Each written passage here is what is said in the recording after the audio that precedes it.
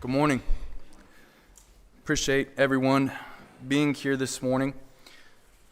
Our study today for both hours is going to be over the subject of emotion. The title of this sermon is A Biblical Approach to Emotion. And before I get into the body and the outline of our study, I want to just give an explanation as for why I think a biblical approach to emotion is important. So first of all, why study emotion? Why is emotion an important topic to consider? Well, emotion is important because it's universal.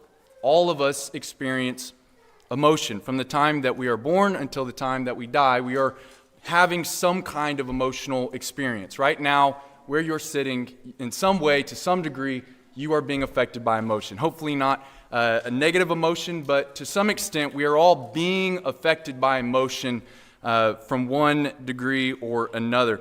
Emotion is defined as the state of mind that is derived from one's circumstances, mood, or relationship with others. My definition is just how we feel at a given moment, because that's really what emotion is, I think, in my mind, is just how we are feeling. What am I feeling? Not so much it's distinct from like physical sensations, like what I'm hearing, what I'm smelling, taste and touch, but what am I feeling within myself? That, I believe, is how emotion is best thought of. And emotion is something that we see in children. From the time that a child is first born, we're seeing these observable signs of emotions. They're crying, they're screaming, they're clearly upset. And then within, hopefully, not too long, they are calm, composed, and hopefully able to rest. And that emotional flux continues for the rest of our lives. It's not something that stops in childhood. What we need is, over the years, to develop the strategies to manage those emotions so that we are able to express them in the appropriate way, control them in the appropriate way. But regardless, from the time we are born till the time we die, we are feeling some kind of way. So that is why I think we should study emotion, is because it's universal, it's relevant to each and every one of us, and it's something that for the rest of our lives we are going to be dealing with. So why a biblical approach? Why study emotion in the context of the Scriptures? I think that in most cases, whenever we are talking about emotion or when emotion is being studied, it's typically studied in maybe a more scientific context. Maybe it's a developmental psychologist. Maybe it's a health and wellness podcast.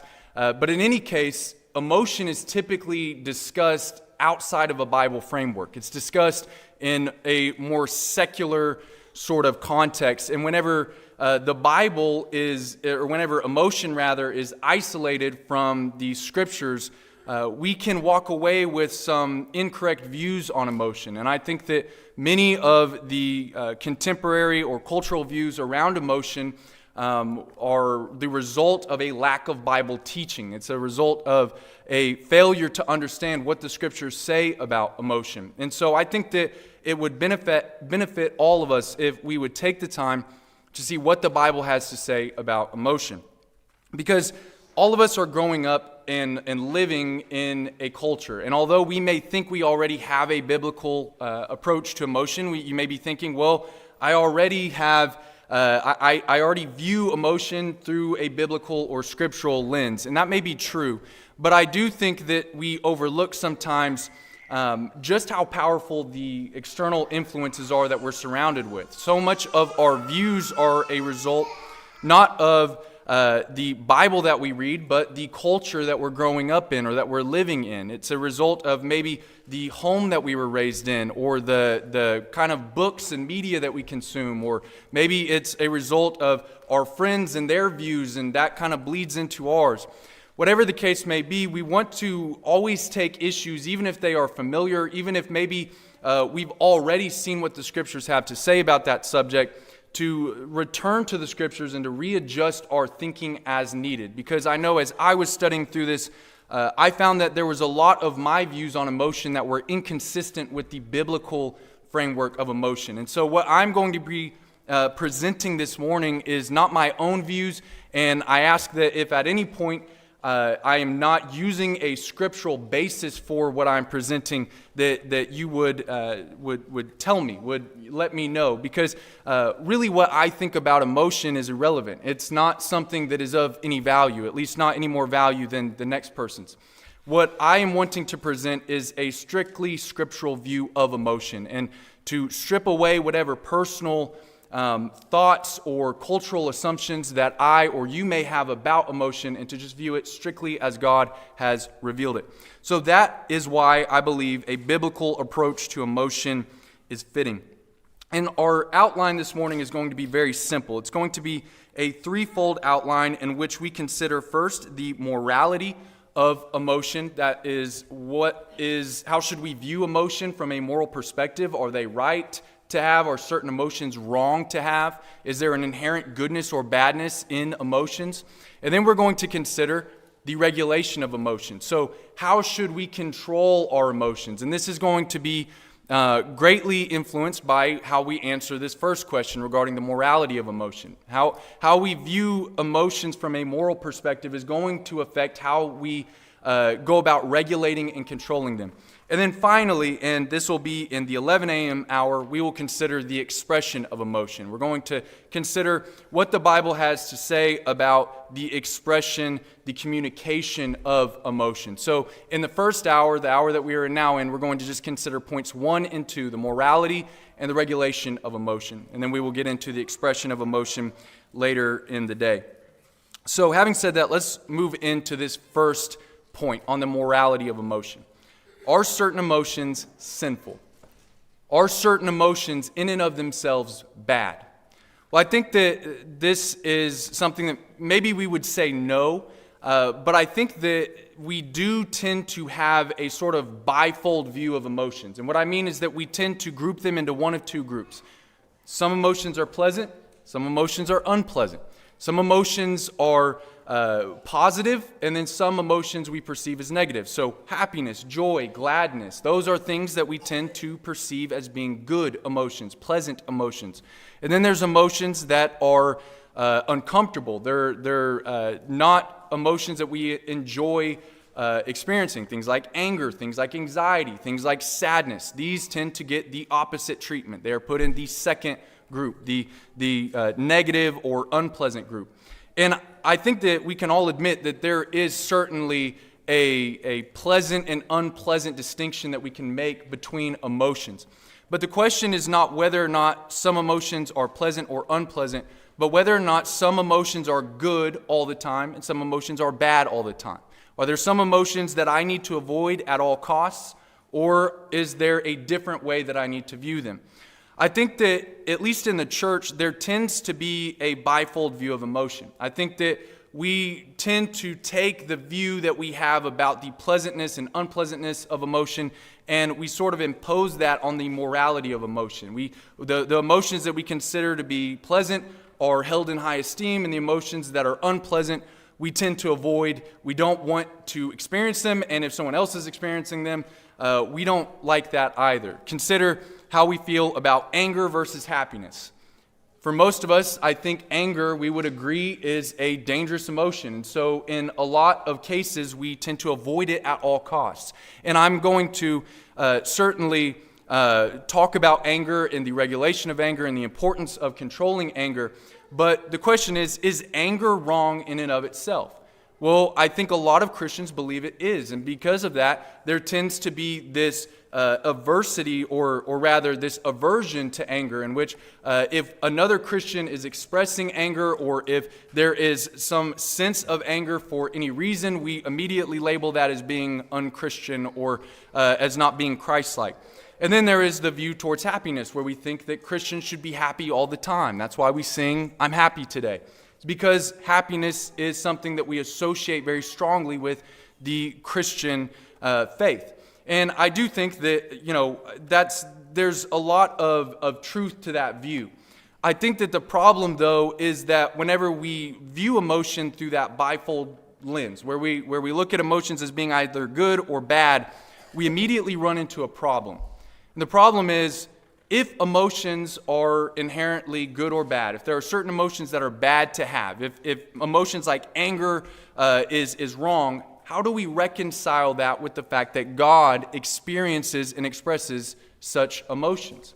As we read through the Bible, we find time and time again God expressing his experience of some of the most unpleasant emotions we can imagine. In Psalm 7:11, the psalmist writes, "God is a righteous judge and a God who feels indignation every day." Again, we read in Deuteronomy 32:16, it says that the Israelites stirred him to jealousy with strange gods. With abominations, they provoked him to anger. In Amos 5:21, the Lord says, I despise your feasts, and I take no delight in your solemn assemblies. This is something that tends to make Christians uncomfortable.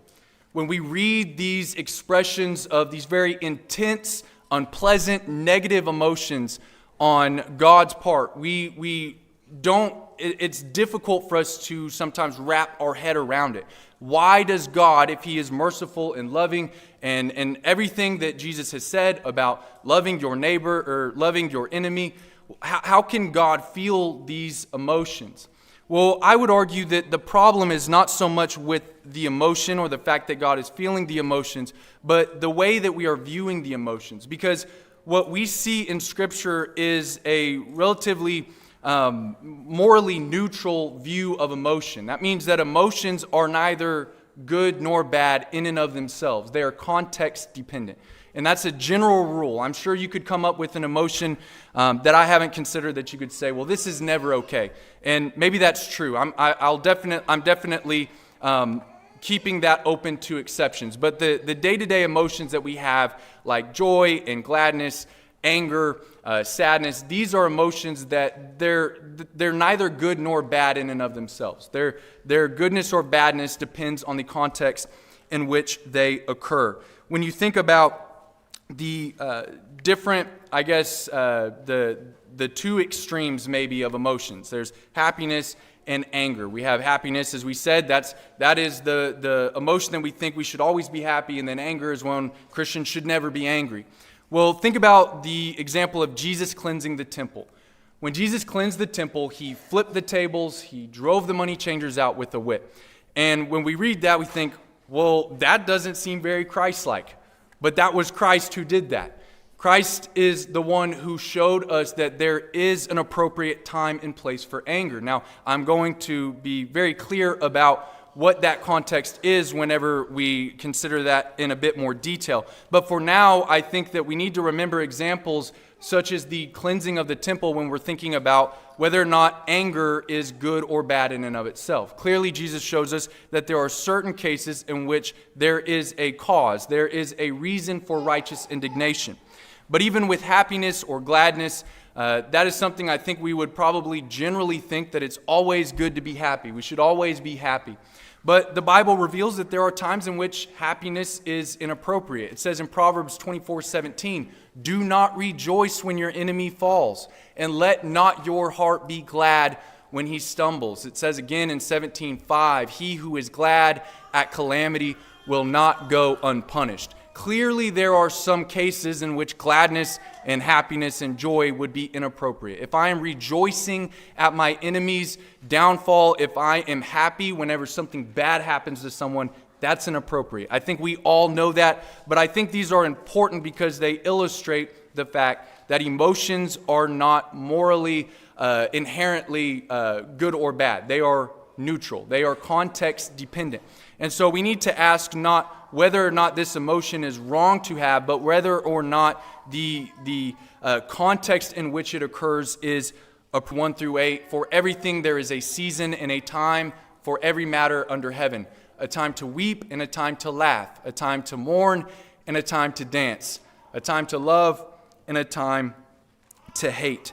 And so for this first point, as we consider the morality of emotion, I believe the biblical view, the biblical teaching about the morality of emotion is that there is a time and a place for every single emotion. There is a time to be angry, and there is a time to be glad. There is a time for us to be sad, to weep, to mourn, and there is a time for us to rejoice and for us to celebrate. And so that, I think, is the first question that needs to be answered, because that's going to greatly affect how we go about expressing emotion and regulating emotion. If there were certain emotions that were wrong to have no matter what, then I would need to always suppress my anger. I would never need to express it. There would never be a time and a place for it. But if there is a time and a place for it, then the question becomes, well, when is that time and place? When is it okay for me to be angry, and how should I go about controlling and expressing it? Well, let's start with just the context in which some negative or unpleasant emotions may occur. I want to just consider 3 of them, because I think that, like I said, most of us probably don't believe that certain emotions are sinful in and of themselves, but I do think there is an aversion to certain emotions based on other biblical principles in which we say, okay, well, we know that the Bible has a lot to say about the dangers of anger. We know that the Bible has a lot to say about anxiety, and so we tend to avoid those at all costs. And so what I want to do is just consider 3 negative or unpleasant emotions and see the appropriate context in which these might occur, starting with the emotion of anger. This is one I'm going to refer to a lot because it's a common emotion. It's one that it can be very dangerous, but it's also one that I think is misunderstood, especially in the church. In a lot of congregations, there is the view that anger is never appropriate under any circumstances whatsoever. And the problem with that is not only that we find that God is angry at certain things, that Jesus was angry at certain things, but when I am forced to try to copy that one-dimensional model where I can only have happiness, joy, gladness, and never anything over here on the negative side, things like anger, then when there is a cause for anger, then and someone reacts with anger. Let's say that a preacher gets up here or an elder gets up here to address some kind of false doctrine that is being promoted, and they're doing it with zeal, with passion. Sometimes that is perceived as being inappropriate because of the view towards anger in which we think that it can never occur under any circumstances. Or we judge somebody whenever they are angry about something, and maybe they have a cause to be angry about it, but our views of anger has made it to where we immediately think that it can never, ever be expressed under any circumstances. And so let's consider when anger is appropriate. I think generally, if we're thinking about when anger is considered righteous in the Bible, when God feels anger, when Christ was angry, when the prophets and the New Testament preachers were angry, it was always as a result of some kind of injustice. Injustice is what tends to provoke God's anger. Whenever something is done that brings harm to someone else, when some law has been violated, that is what brings about anger. And there is an entire genre of psalms that we refer to as the imprecatory psalms, in which David or whatever psalmist has authored that psalm is calling on God to intervene, to bring harm to somebody who is committing acts of injustice. They are oppressing someone, they are harming, slandering, they are doing something to someone else, they are harming the righteous, and the psalmist is asking God to intervene. And again, when we read these imprecatory psalms, we're uncomfortable with them because it doesn't seem to really to line up with some of the New Testament teachings that we have, especially on the Sermon on the Mount about love your enemy, pray for those who persecute you. But we have to remember that injustice is a legitimate cause for anger. The psalmist says in Psalm 139, 21 through 22, "Do I not hate those who hate you, O Lord? And do I not loathe those who rise up against you? I hate them with complete hatred. I count them my enemies." See, this is not a personal vendetta that the psalmist has against someone because they cut them off in traffic. This is a righteous indignation against somebody who hates the Lord. And their hatred is manifested through injustice, through the abuse or the oppression of the righteous. And so the psalmist is expressing, this is why I am angry. This is the grounds for my anger. And this, I believe, is the appropriate context for anger. The things which anger God should anger me. And if they don't, then maybe something is wrong with how I perceive injustice. Maybe I take wrongdoing too lightly if I am not angered at the things which anger God, if I do not hate that which he hates. It says in Proverbs 17:15 that he who justifies the wicked and he who condemns the righteous are both alike an abomination to the Lord. If in the Lord's church there is injustice, if we have, let's say, a member who is in some way bringing harm to another member, whether it is physically, sexually, verbally, in any way, there needs to be a righteous indignation. There needs to be some zeal. There needs to be a protection and a defense of the righteous, of the victim. Job says in Job 29:17, I broke the fangs of the wicked and plucked the victim from his teeth. This is poetic, and I don't believe Job really actually broke anyone's teeth. What he is saying, though, is that his keen sense of justice made it such that when he witnessed the oppression of the less powerful, the poor, the needy, by someone who was more powerful, it angered him, and he intervened. He stepped up. He protected those who were helpless. That is how righteous anger is manifested. That is the context in which righteous indignation should occur. It's not over personal quarrels. It's not over whenever my pride has been injured or whenever I'm upset over some kind of some slight that I receive. But whenever the cause of Christ has been injured, whenever God is being blasphemed, whenever his law is being profaned, or whenever one of my brothers or sisters in Christ is being harmed. That, I believe, is when anger is justified. And of course, I'm going to continue to say this. It must be regulated. It must be controlled. And I'm not trying to just completely open the floodgates on anger and say, if you see something that is sinful, just react. I'm going to carefully condition that in the second point. For now, I just want to establish the fact that there is a time and a place for anger. And we don't need to be so, we don't need to have such a utter aversion to this powerful emotion. Because so much of the prophets, when we read through them, what we're reading is this expression of zeal and anger that the people had forsaken God. They were oppressing the widows. They were taking bribes in their courts. They were taking advantage of the needy. And that angered the prophets because it angered God. And it should anger us as well whenever we are seeing injustice. So let us not justify the unjust. Let us defend those who are in need of it. Let us make sure that we understand this powerful emotion and when it is appropriate. So anger is appropriate in the context of injustice. Let's consider another, I think, misunderstood and misrepresented emotion, and that is the emotion of anxiety. Part of the problem with anxiety is we're talking about different things sometimes. Sometimes my generation calls everything anxiety. My dad's generation, I think, views it differently. They tend to associate anxiety with maybe more the clinical version of anxiety. And I think that, again, this is why we have to go back to the biblical framework of emotion and of anxiety, because it can get very confusing whenever we are not talking about the same thing. I've heard Christians say, there's clearly passages which tell us not to be anxious. Philippians 4:6 says, do not be anxious about anything. And so there's some Christians who I think have taken this and they believe that any kind of anxiety is wrong.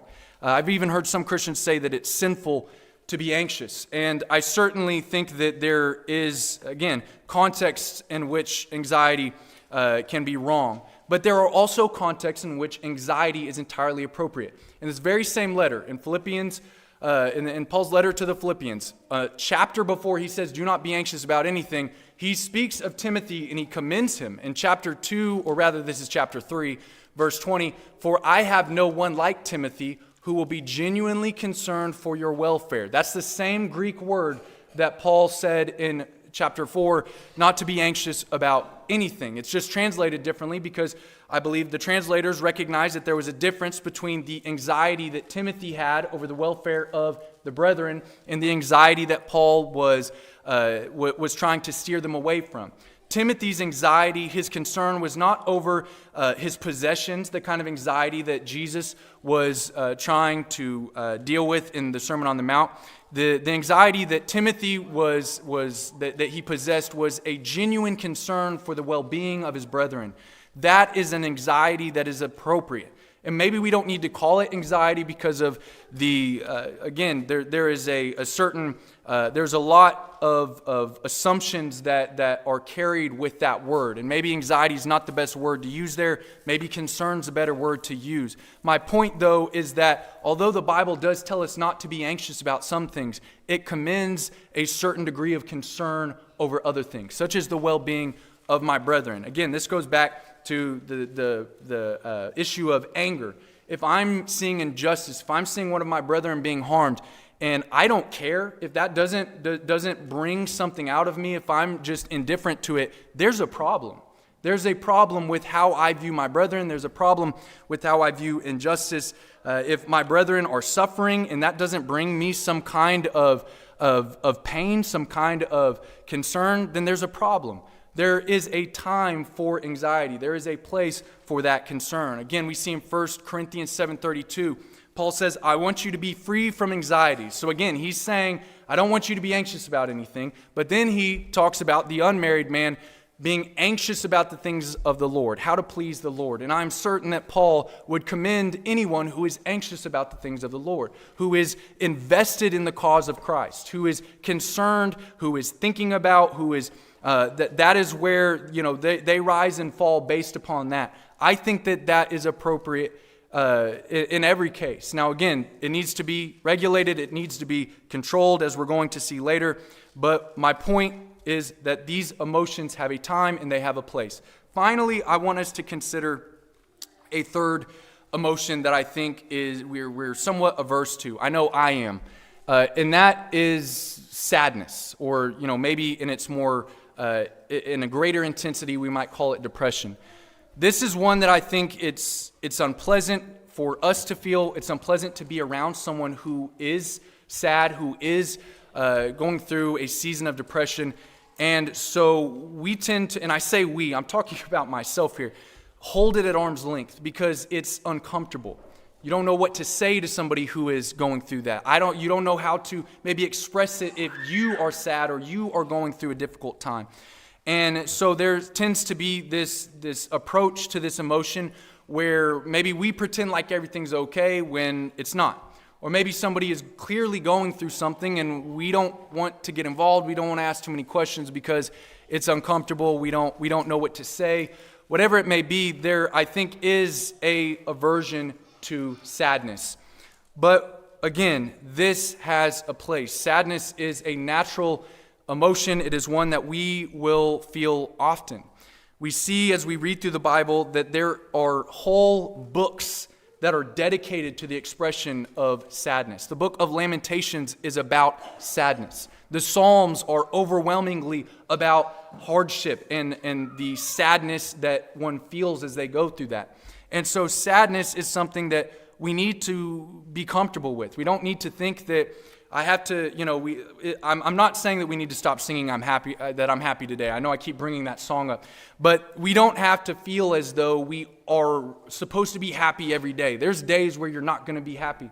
There's days where you're going to struggle. There's days where you're going to be going through hardship. You're going to lose loved ones. You're going to suffer. You're going to be disappointed.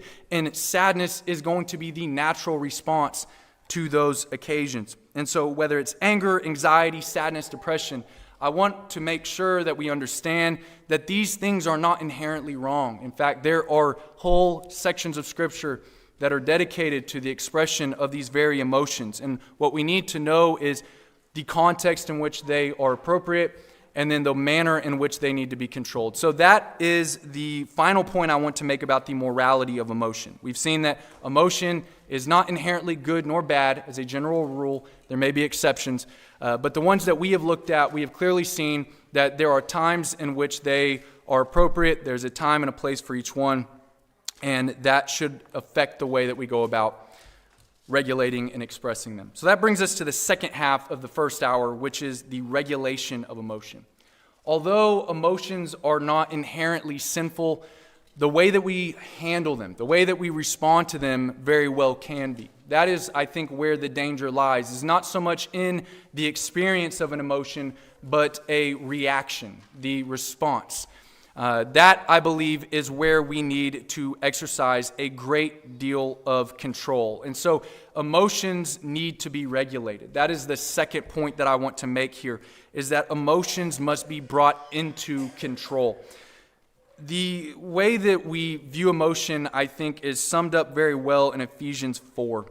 Paul says in Ephesians 4:26 through 27, as he speaks about anger, he says, "Be angry and do not sin. Do not let the sun go down on your anger, and give no opportunity to the devil."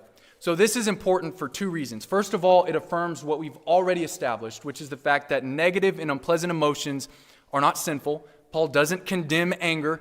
He is putting some protective boundaries on it. So anger, again, not a sinful emotion in and of itself. But there is clearly a way in which anger can be expressed or handled that can be sinful. And that is why Paul is saying what he's saying here. He says, "Be angry and do not sin.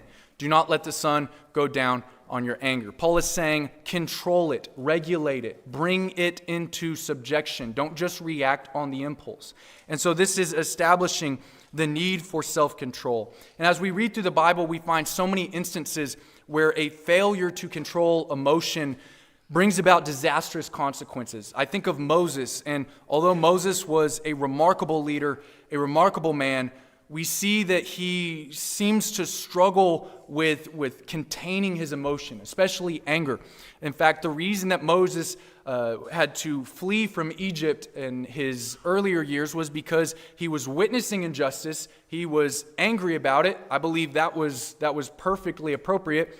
But then he goes and murders the man who was perpetrating it. And so Moses, we see this recurring pattern of just a failure to control his emotions. And that is not to try to make Moses the scapegoat. There are plenty of other examples of men who fail to control their emotions. But I think Moses is a good example of how God expects us to control these emotions. And when we see Moses in his later life, as he is, going through the wilderness wanderings, there at Meribah, and God commands him to speak to a rock, and it would flow forth with water.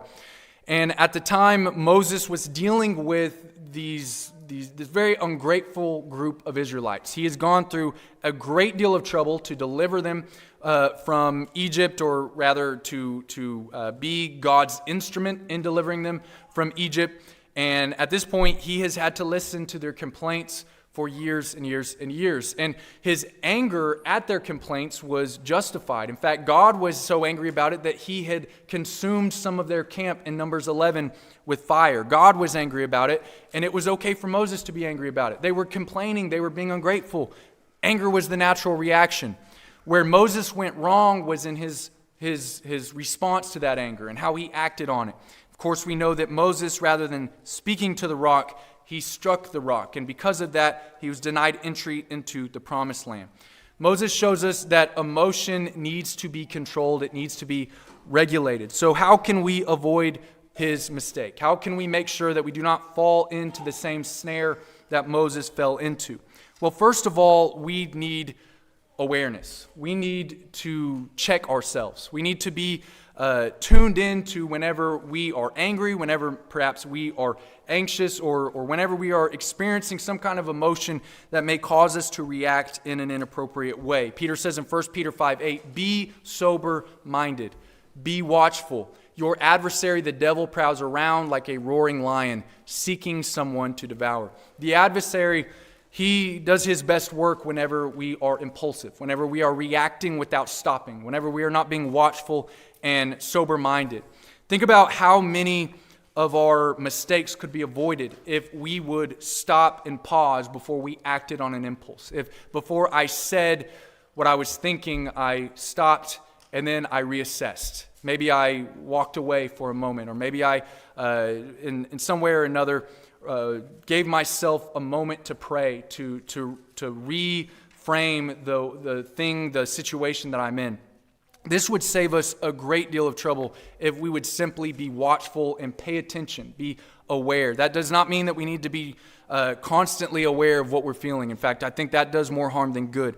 But especially when it comes to emotions like anger or anxiety, these are things that if they are not checked, they can quickly turn into a downward spiral.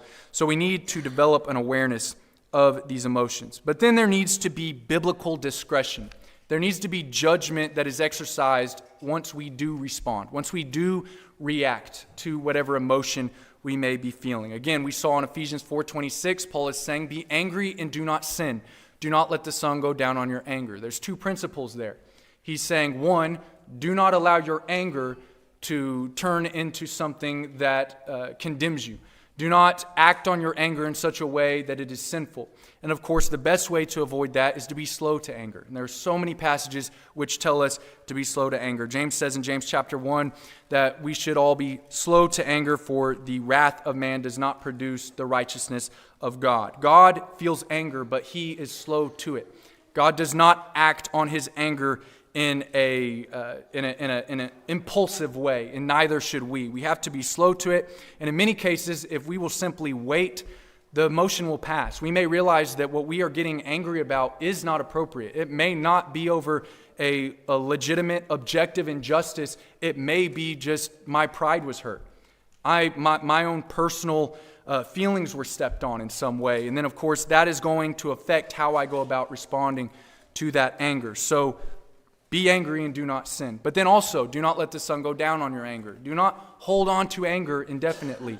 There is a great danger in us, there's a great danger in us holding on to an emotion for a long period of time. If I am angry day after day after day, that is going to turn into bitterness, that is going to turn into resentment, that is going to turn into a mindset that is going to be very difficult for me to dig my way out of. And so do what you need to do. If something needs to be addressed, address it after you've given it a great deal of prayer and time to of course, be slow in your reaction, but do not carry anger indefinitely. Do not let the sun go down on your anger. Again, with anxiety, although there's appropriate context for anxiety, there are appropriate responses to anxiety, especially needless anxiety, the kind of anxiety that the Bible is trying to steer us away from. First and foremost, when we are anxious, we need to pray. This is something that we've come back to over and over again as we've gone through the book of Philippians.